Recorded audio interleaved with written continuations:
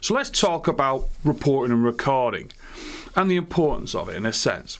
However, when people report and record, they have a tendency to think, I'm weak, I'm soft, I'm a tout, I'm a snitch, I'm a grass.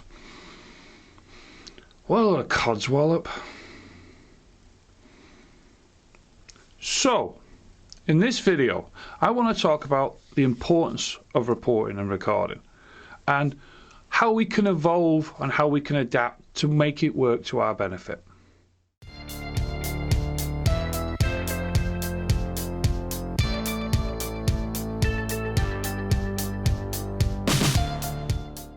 So is reporting and recording essential?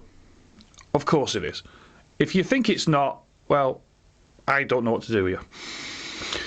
Reporting and recording is basically one of the most important things that you can do in the workplace, especially if you are facing abuse, threats and assaults. Now, what I try to do to explain to my attendees and my clients is I try to explain the definition of workplace violence. Now, wherever you are in the world watching this video, you will have a slightly different interpretation of the definition of workplace violence. Whether it's to do with, shall we say, weapons, that could be any form of automatic rifle to pistols being used in the actual violence, all the way through to the abuse, threats and the assaults in the different categories, from whether it's harassment to bullying. There's an immense amount of different variations. So let's not worry about that at the moment, but if you're watching this, have a look at your own health and safety, look at your own legislative and see to yourself, well, what is your own definition? Now, getting back to the reporting and recording. Well, let's look at the two differences. Reporting in a context is me reporting something to my line manager. Now, I'm not going to be funny here. A lot of people do think reporting is when they go to their line manager and they verbally tell the line manager in a context of what has happened to them. Now, what I say to a lot to managers and attendees and organisations and whoever's interested in listening, even on my webinars, I always say you should formally report anything in that context of what you think's had an effect on you. For instance, an email, a written report, something like that that's physical in a sense. Because then it is itemised and it's categorised and it's also registered what you have experienced. I'll say it again, verbally saying something to somebody doesn't always work because that person might forget, might not know exactly what you said, and all them other little things that can actually, shall we say, combine together to make the report not to be recognised. Now, recording is the biggest thing I come across.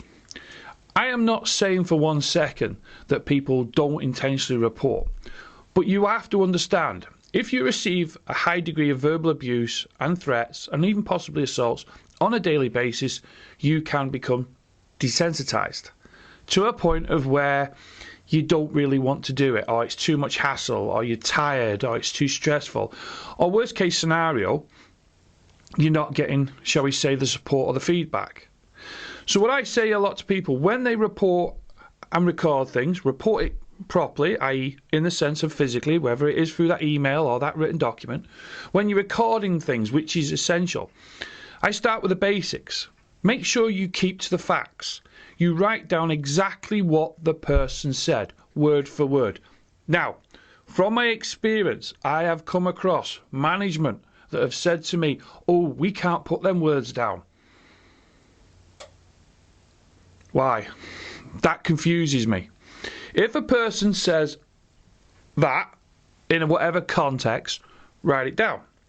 Now, there's so many experts in the world that do expert witness. I've done it. Don't do it anymore. But when I come across people who advise on reporting and recording, there's so many variations, it's unbelievable. But what I'm going to ask you to consider is write down the facts. I always say to people, well, write down exactly what the person said, exactly what the person did, i.e. physically did, and how you felt as well. Because that has a bigger part of it as well. Did they make you feel intimidated? Did they make you feel scared? Did they make you feel physically sick? These elements are very important to build a picture. I would never tell anybody to report and record something, because I believe it's your own choice. The only thing I explain to people on wherever I'm doing now my virtual classroom training, or when I encourage people to do e-learning, is to think of this. If an individual is acting inappropriate to you, whether they're being verbally abusive, threatening, bullying, harassing you, whatever context you want to put it to in your head, and you let that person get away with it, well, one, I have no doubt they're doing it to somebody else. But two, if they actually carry out an action on a colleague, a fellow member of staff, or someone that's a friend of yours, and your evidence that you had of that experience could have been itemised, logged, recorded, and cannot be used because it is only what you're saying, i.e. circumstantial to a degree, or hearsay, or whatever context the law decides to, how bad would you feel? So, if you feel that the report and recording system that you have in place, whether you're a manager or staff or an owner of an organisation, isn't being used correctly, change it. Simply change it. I've gone into organisations, I've spoken with organisations that have had reports like this, and I said, it doesn't have to be that thick. We've reduced it in size to make it more, shall we say, adaptable, and also more, shall we say, staff friendly in a context. We're still getting enough information. I've got into other organisations where they've just got one sheet that really doesn't give you an option. Report and recording is very important. Think to yourself, is your current system in place works? And if it doesn't, speak. Thank you for watching. If you want to watch more videos on personal safety and lone working, whether it's advice to guidance to even equipment now, please go to our YouTube channel, subscribe. If not, if you're on LinkedIn, go to our LinkedIn channel where we constantly put videos up, articles, and I put up experiences to help people.